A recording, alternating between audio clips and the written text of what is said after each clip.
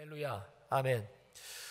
이 주일 이브 시간 또 하나님의 은혜가 우리 사랑하는 모든 성도님들에게 하나님이 주시는 은혜와 능력과 축복으로 넘치고 넘치시기를 주님의 이름으로 축원합니다.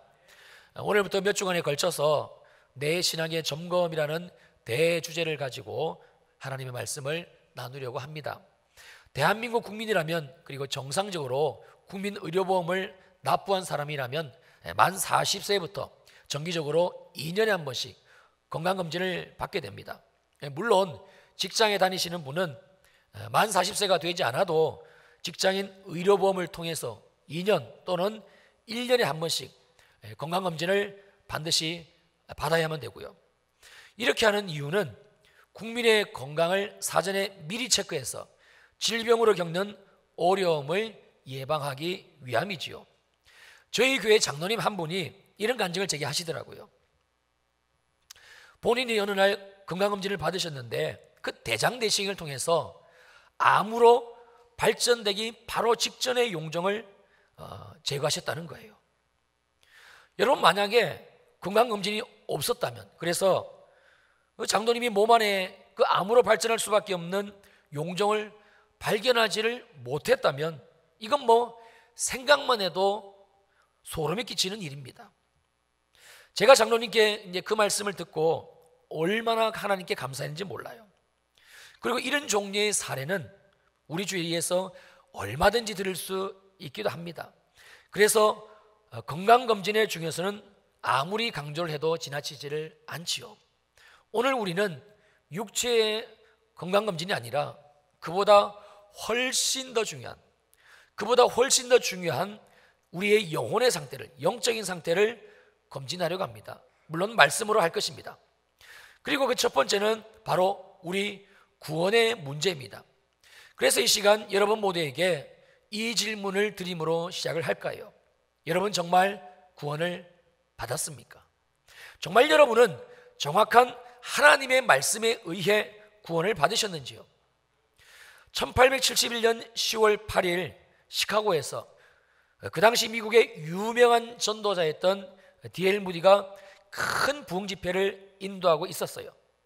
그날 밤 무디는 주님과 무엇을 할 것인가 라는 제목으로 말씀을 전하고, 그리고 청중들을 향해서 마지막 마무리하는 시간에 주님과 내가 무엇을 할 것인지 일주일 동안 여러분의 생각을 잘 정리하시고, 그리고 결정을 하시고 다시 이 자리에서 일주일 뒤에 모여줄 것을 약속을 하고, 그리고 그날 밤에 부흥회를 마쳤습니다.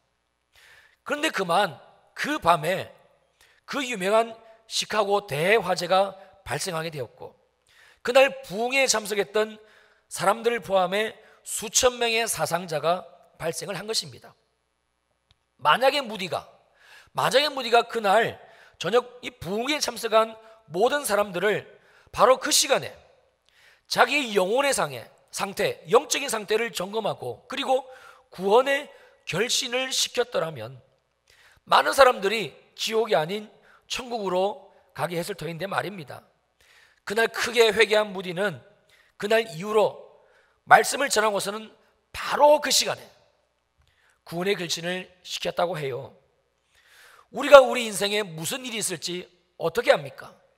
한치 앞을 모르는 것이 우리 인생 아니든가요? 그리고 사람이 사는 것이 이 육체의 때, 이 육신의 때만 전부라면 우리가 조금이라도 시간이 있고, 우리가 조금이라도 힘이 있고 젊었을 때에 실컷 즐기고 내가 하고 싶은 대로 사는 것이 너무나 당연하겠지만, 그러나 성경은 분명히 우리들 모두에게 영혼의 때가 있음을 말씀하고 있으며, 그리고 우리 영혼이 돌아갈 곳은 오직 예수 천당, 불신 지옥임을 못 박아 알려주고 있으니, 그러므로 내가 구원을 받았느냐 못 받았느냐라는 문제는 그 어떤 문제보다 더 시급하고 더 중요한 문제임에는 틀림이 없습니다. 그래서 오늘 함께 우리가 말씀의 MRI를 찍어보는 시간을 가지려고 합니다. 그러면 혹 여러분 중에 어떤 분은 이런 의문을 가질 수 있을지도 모르겠어요. 아니, 한 번 구원받았으면 되었지, 뭘 또 새삼스럽게 지금 내가 구원을 받았는지 아니면 구원을 못 받았는지 점검을 해야 될 필요성이 있는가? 아닙니다. 반드시 우리의 구원을 우리는 재점검해야 될 필요성이 있습니다. 그 이유는 너무도 분명한 베드로전서 5장 8절 말씀을 따라 우리 예수 믿는 자, 구원받은 우리를 대적하는 마귀가 우는 사자, 즉 배가 고파 먹이를 찾아다니는 굶주린 사자와 같이 두루 다니며 삼킬 자를 찾고 있기 때문이며, 그러므로 성경은 우리에게 말씀하시기를 근신하라, 깨어서 너희의 믿음을 지킬 것을 경고하고 있기 때문에 그렇습니다. 이건 우리가 상식을 가지고 조금만 생각을 해보면 너무나 분명히 알 수 있는 내용이에요. 10년도 더 된 아주 오래된 제 경험입니다. 함께 저와 부목사로 교회를 섬기던 그 목사님에게 초등학교도 들어가지 않은 아들 녀석이 하나 있었어요. 어느 날 이 녀석이 더운 여름에 아이스크림을 먹고 있는 겁니다. 날도 덥고 먹고 있는데 너무 먹고 싶더라고요. 그래서 제가 그 녀석에게 야, 목사님도 한 입만 줘라 했더니 얘가 선뜻 줘요. 그래서 제가 한 입을 베어 먹었습니다. 근데 제가 베어 먹은 양이 너무 컸던 모양이에요. 그만 울기를 시작하는 겁니다. 순간 얼마나 당황했는지. 잘못하면 아이스크림 뺏어 먹는 목사로 오해받기가 딱 좋은 상황이었어요. 여러분, 어린아이도 자기 손에 쥐고 있는 그 아이스크림 반강제로 베어 먹으면 난리 납니다. 왜 그런 것입니까? 자기 소유를 뺏겼다고, 내 것인데 왜 당신이 먹느냐고 생각하기 때문이에요. 우리가 예수를 믿고 구원받기 이전 성경은 우리가 마귀의 자식이었다고, 즉 마귀의 소유였다고 분명히 말씀하고 있습니다. 그러니 자기의 소유, 자기의 것이었던 저와 여러분들을 예수에게 빼앗겼다고 생각하는 마귀가, 그 사단이 우리를 가만히 내버려 두겠습니까? 절대 가만히 내버려 두지를 않습니다. 마태복음 24장 24절입니다. 거짓 그리스도들과 거짓 선지자들이 일어나 큰 표적과 기사를 보여 할 수만 있으면 택하신 자들도 미혹하리라. 그래서 우리는 날마다 우리의 구원을 점검해야 되고요, 빌립보서 2장 12절의 말씀처럼 두렵고 떨림으로 우리가 받은 이 구원을 이루어 가야 되는 것입니다. 그렇다면 우리가 예수를 믿고 받은 이 구원은 구체적으로 어떤 내용인 것인가? 에베소서 1장 17절에 정확하게 우리에게 말씀해 주고 있습니다. 우리는 그리스도 안에서 그의 은혜의 풍성함을 따라, 한번 저를 따라해 주실까요? 그의 피로 말미암아 속량 곧 죄사함을 받았느니라. 할렐루야, 아멘이지요. 하나님의 아들 독생하신 예수 그리스도께서 인간인 나의 죄를 지시고 십자가에서 물과 피를 다 흘리고 죽으셨고, 나는 이 말씀을, 하나님의 이 말씀을 믿고 그리고 아멘만 하면 죄로 말미암아 죽을 수밖에 없는 운명에서 건짐을 받는, 죄사함을 받는 속량을 받는 것입니다. 너무 쉽습니다. 어려울 것이 하나도 없습니다. 그래서 우리가 자칫 잘못하면 하나님 앞에서 심판과 저주를 피할 길이 없는 우리 안에 있는 이 죄의 심각성을 놓쳐버릴 수가 있으며, 그리고 나아가서는 우리 죄를 위해서 대신 죽으신 예수 그리스도의 그 희생을 제대로 알지 못할 수가 있습니다. 하나님이 우리에게 성경을 굳이 구약과 신약 이렇게 나누어서 주신 의도가 있습니다. 그것은 구약과 신약이 하나의 사건을 놓고 반드시 상호 보완적으로 짝을 이루기 때문에 그렇습니다. 구약은요, 사건이나 상황을 통해서 이 신약의 말씀을 자세히 설명해 줍니다.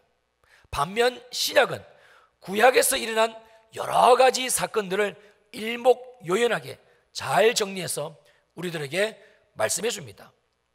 여러분, 구원도 마찬가지입니다. 신약 성경에서 구원에 관한 말씀은 굉장히 간단 명료합니다. 군더더기가 전혀 없지요. 그래서 이해하기는 쉬운 반면 실감이 나기는 상당히 어려움이 있습니다. 예수, 십자가, 피, 보혈, 그리고 대속, 죄사함, 그리고 이것을 믿음으로 받는 구원, 이것이 신약 성경에서 말씀하고 있는 구원에 대한 말씀을 주실 때 사용되어지는 단어의 거의 전부입니다. 아주 간단 명료합니다. 그래서 이해하기는 쉽습니다. 그런데 문제는 이 구원에 대한 진정성 또는 사실성입니다. 요즘 드라마나 영화를 만들 때 사용되어지는 단어인 리얼리티, 즉 사실성의 문제라고 여러분이 생각하시면 좀 더 이해가 쉬우실 것입니다. 그래서 하나님은 구원에 대한 그림자, 바로 예표적인 사건으로 구약의 제사법을 주셨고, 그리고 이 제사법의 내용을 통해서 신약시대의 예수 그리스도로 말미암아 완성되어진 구원이 구체적으로 어떤 것인지 상호 보완적으로 말씀해 주고 있는 것입니다. 이러한 점에서 오늘 본문의 이 레위기서 말씀은 대단히 중요하다 할 것입니다. 그렇다면 먼저 우리 안에 있는 죄가 얼마나 심각한 것인가를 살펴보려고 합니다. 이것을 제대로 알지 못하면, 우리 안에 있는 죄가 얼마나 무서운 것인지에 대해서 우리가 알지 못하면 우리 죄를 위하여 피 흘려 죽으신 우리 주님의 은혜를 온전히 알 수가 없기 때문입니다. 내 육신 속에 있는 이 죄가 감기 정도의 수준인 것인지, 아니면 지금 당장 수술을 하지 않으면 죽을 수밖에 없는 말기 암인 것인지 우리가 분명하게 알아야 합니다.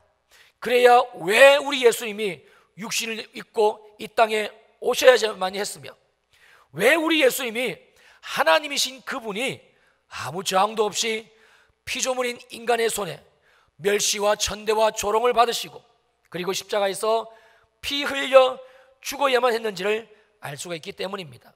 자, 오늘 본문 레위기 1장 1절과 2절을 보시겠습니다. 여호와께서 회막에서 모세를 부르시고 그에게 말씀하여 이르시되, 이스라엘 자손에게 말하여 이르라.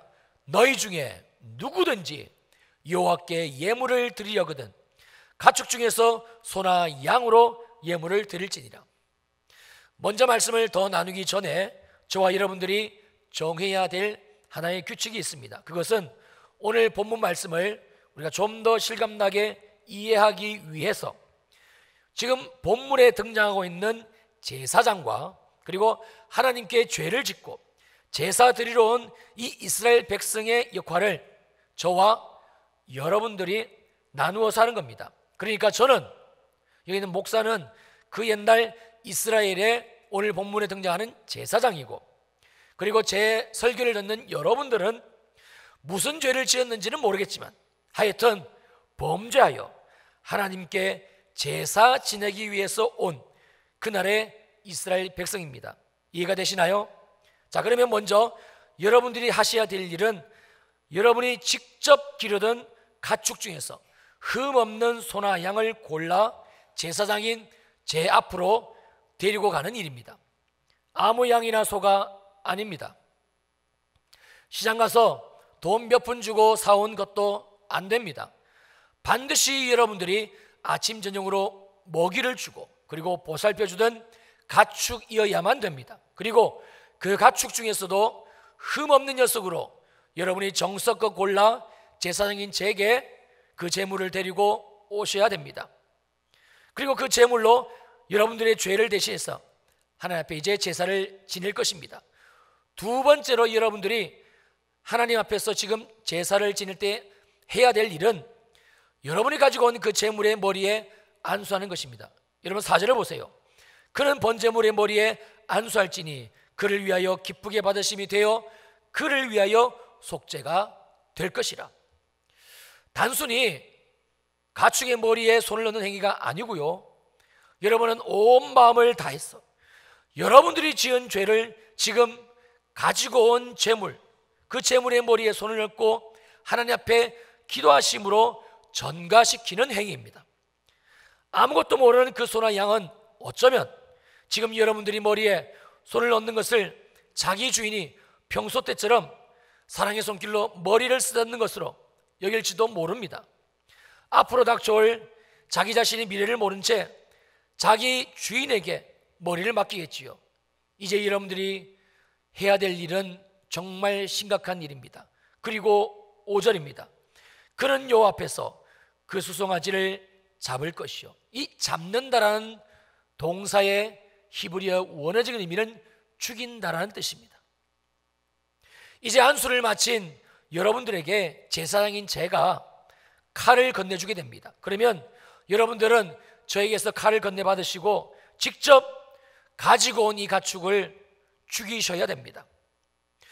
전통적으로 내려오는 유대 문헌에 의하면요, 제사장이 칼을 건네주면서 알려주는 제물을 죽이는 방법은 3가지였어요. 첫째는 가축의 목, 이 동맥을 찾아가지고 칼로 끊고 그리고 목을 칼로 절단하여 죽이는 방법이었고, 두 번째는 급소인 인중을 칼로 내리 찍어서 죽이는 방법이었으며, 마지막으로 3번째 방법은 긴 칼로 제물의 심장을 찔러 죽이는 방법입니다. 자, 한번 상상을 해보십시다. 여러분, 어떤 짐승이라도 누군가가 지금 자기 눈앞에서 칼로 자기의 목을 찌르든지 아니면 자기 얼굴, 인중을 향해서 칼로 내리칠 때 가만히 있지를 않습니다. 반드시 살려고 본능적으로 발버둥을 치게 되어져 있습니다. 그러면 어떻게 됩니까? 우리나라 고대 자료를 보면 망나니가 사형수의 목을 칠 때 보통 3번 내지는 4번 있는 힘껏 내리쳐야 목이 떨어져 나간다고 기록되어져 있습니다. 뒤에서 앞으로 한 번 목을 치고요, 좌에서 한 번 치고 우에서 목을 내리칩니다. 그렇게 해야 목뼈가 끊어지고 사형이 집행됩니다. 그러니 소나 약의 목을 자를 때는 더 하면 되겠지, 결코 쉽지가 않았을 겁니다. 양사방으로 피가 튑니다. 살점이 떨어져 나갑니다. 칼로 내리친 그 가축의 얼굴은 피범벅이 되어져 가게 될 것입니다. 그러나 여러분들은 그 칼을 멈출 수가 없습니다. 왜냐하면 지금 이 재물을 여러분이 직접 여러분의 손으로 반드시 죽여야, 그래야 여러분의 죄를 사함받을 수 있기 때문입니다.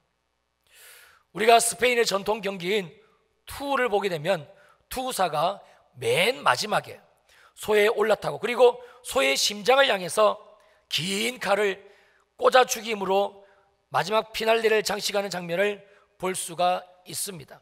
그러나 소의 몸 안에 있는 심장을 찾아 정확하게 칼로 찌를 수 있는 확률은 생각보다 높지를 않습니다. 더군다나 짐승의 심장에서요, 즉사할 수 있는 부위는 겨우 우표 크기만한 부위에 지나지를 않습니다. 그러니 이건 거의 불가능에 가깝지요. 비록 제사장이 지금 다리를 묶고 이 가축의 몸을 제압을 해주기는 하지만 살아 움직이는 가축의 심장, 그것도 겨우 우표 크기밖에 안 되는 그 부위를 찾아 칼로 찔러 즉사시킬 수 있기란 여간 어려운 게 아닙니다. 그런데 더 기가 막히는 것은 이것으로, 이렇게 함으로 제사가 다 끝난 것이 아니라는 거예요. 여러분, 본문 6절입니다. 그는 또 그 번제물의 가죽을 벗길 것이요. 생선 껍질을 벗기는 수준이 아닙니다. 내 손에 죽은 가축을 다시 칼로 내가 직접 다 벗기는 작업입니다. 들고 싶지가 않지요. 그리고 이제 겨우 가죽을 다 벗겼더니 주님이 말씀하시기를, 또 6절을 다시 보시겠습니다. 그는 또 그 번제물의 각을 뜰 것이요. 이번에는 그 제물의 각을 다 뜨라고 말씀하고 있습니다. 여러분, 여기에서 말씀하고 있는 각은 가축의 모든 마디를 말하는 겁니다. 그러므로 제물의 각을 뜬다는 것은 제물의 모든 마디를 일일이 다 칼로 절단하는 작업을 말씀하는 것이지요. 그러나 이것으로도 아직 제사는 끝나지 않았습니다. 마지막 제사의 단계가 하나 더 있는데 7절에서 9절입니다. 제사장 아론의 자손들은 제단 위에 불을 붙이고 불 위에 나무를 벌려놓고 아론의 자손 제사장들은 그 뜬곽과 머리와 기름을 제단 위에 불 위에 있는 나무에 버려놓을 것이며 9절 함께 읽습니다. 시작. 그 내장과 정강이를 물로 씻을 것이요 제사장은 그 전부를 제단 위에서 불살라 번제를 드릴지니 이는 화제라 여호와께 향기로운 냄새니라. 칼로 잡아 죽이고 가죽을 벗기고 모든 마미디를 자른 후 제단 위에서 타오르는 불로 새까맣게 재가 남을 때까지 다 태웁니다. 그리고 그제서야 제사가 끝이 나는 겁니다. 그리고 오늘 본문에 언급은 없습니다만 모든 제사가 끝난 후 제사장인 제가 여러분들에게 지금 하나님 앞에 이 제사를 드리고 나서 선포를 합니다. 아무 개시 하나님이 당신의 모든 죄를 사하여 주셨습니다. 사랑하는 성도님들, 여기까지가 오늘 본문에서 언급하고 있는 구약의 제사의 내용입니다. 그리고 하나님이 2017년을 살아가는 저와 여러분들에게 지금은 지내지도 않는 까마득한 옛날 이 구약시대의 제사법을 말씀하신 이유와 목적은 바로 죄 지은 인간의 참혹한 심판을 알게 하시기 위함이었습니다.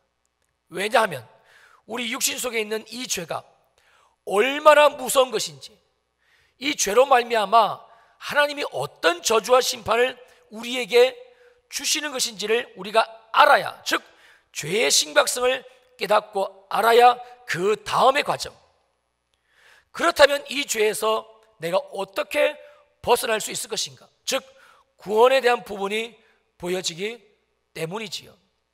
지금 내 몸 안에 있는 병균이 감기 바이러스 정도라면 굳이 약을 먹지 않아도 며칠 푹 쉬고 컨디션 잘 조절하면 나을 수 있습니다. 그러나 암이라면 얘기는 달라집니다. 암이 무서운 것은 지금 제대로 된 치료를 시작하지 않으면, 지금 내가 수술을 받지 않으면 반드시 죽기 때문입니다. 우리 안에 있는 이 죄는 내 생명을 죽음으로 치닫게 하는 영적인 암세포예요. 방치하면, 그대로 놔두면 반드시 죽습니다. 그리고 이것은 하나님의 무서운 진노와 심판을 말씀하는 것이지요. 그래서 하나님은 당신이 사랑하는 이스라엘 백성들을 죄로 인하여 죽이시지 않고 살리시기 위하여 바로 이 구약의 제사법을 말씀해 주신 것입니다. 어떤 죄를 지었다 할지라도, 세상에서 절대 용서받을 수 없는 어떤 흉악한 죄를 지었다 할지라도 우리 주님이 말씀하신 이 제사법 그대로 하나님 앞에 나와 제물을 가지고 제사를 지내기만 하면 하나님은 그 죄를 용서해 주셨습니다. 그리고 이 구약의 제사는 신약시대, 즉 오늘의 시대를 살아가고 있는 우리들에게 하나님이 주신 예수 그리스도의 십자가 사건으로 완성이 되어지게 되지요. 히브리서 9장 12절로 14절입니다. 염소와 송아지의 피로 하지 아니하고 오직 자기의 피, 즉 예수의 피로 영원한 속죄를 이루사 단번에 성소에 들어가셨느니라. 염소와 황소의 피와 및 암송아의 찌의 죄를 부정한 자에게 뿌려 그 육체를 정결하게 하여 거룩하게 하거든. 하물며 영원하신 성령으로 말미암아 흠없는 자기를 하나님께 드린 그리스도의 피가, 그리스도의 그 보혈이 어찌 너희 양심을 죽은 행실에서 깨끗하게 하고 살아계신 하나님을 섬기게 하지 못하겠느냐. 그러므로 우리의 모든 죄를 씻어 죄사함을 받을 수 있는 유일한 방법은 예수 그리스도께서 인간의 죄를 지시고 나의 죄를 지시고 십자가에서 죽으셨다는 이 말씀을 믿는 것밖에는 없습니다. 우리가 이 말씀을 마음으로 믿으면 하나님의 거룩한 의에 이르게 되고, 그리고 입을 열어 아멘으로 시인하게 되면 모든 죄로부터 구원을 받게 되는 것입니다. 여러분, 이것이 바로 구원입니다. 에이 목사님, 난 또 당신은 정말 구원받았습니까? 라는 질문으로 설교를 시작하시기에 다른 거창한 무엇은 내용을 우리가 알고 믿어야 그래야 구원을 받는 것인가 했지요. 예, 맞습니다. 우리가 죄로부터 구원을 받는 것은 오직 예수 그리스도께서 나의 죄를 대신 지시고 십자가에 죽으셨음을 믿기만 하면 되는 것입니다. 우리가 지금까지 알고 있었던 내용 그대로입니다. 그런데 문제가 있습니다. 문제는요, 지금 나의 믿음은 전혀 이상이 없어요. 나 구원받은 자 맞다니까요. 그렇게 말씀하고 있는 여러분들, 당신은 정말 하나님의 아들 예수께서 나 때문에, 나 죄 때문에 내가 그렇게 죽을 수밖에 없는 바로 나 때문에 십자가에서 그렇게 참혹하게 죽임을 당했다는 사실을 믿고 있느냐는 거예요.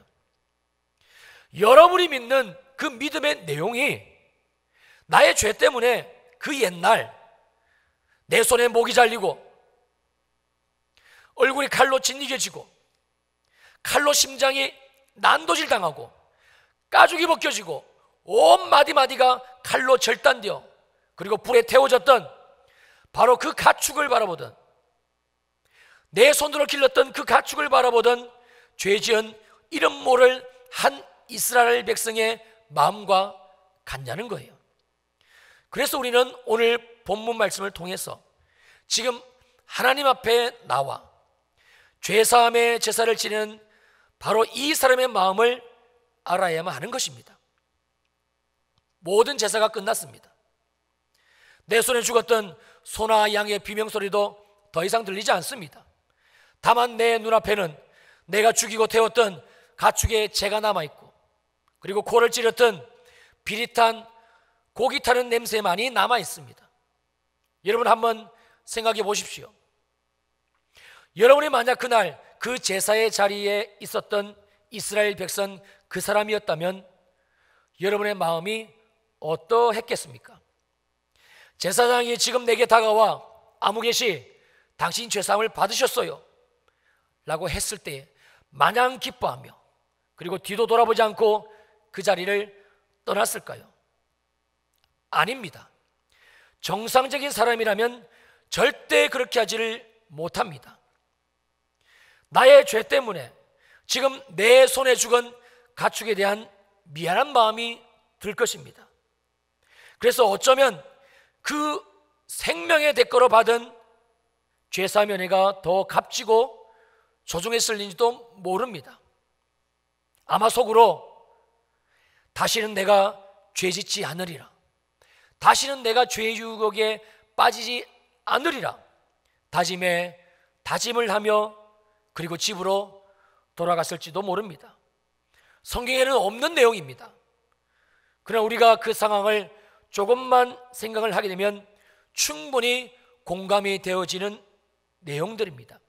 여러분, 그래서 성경 히브리서는 우리들에게 예수 그리스도로 말미암아 받은 이 구원을 이렇게 말씀하는 것입니다.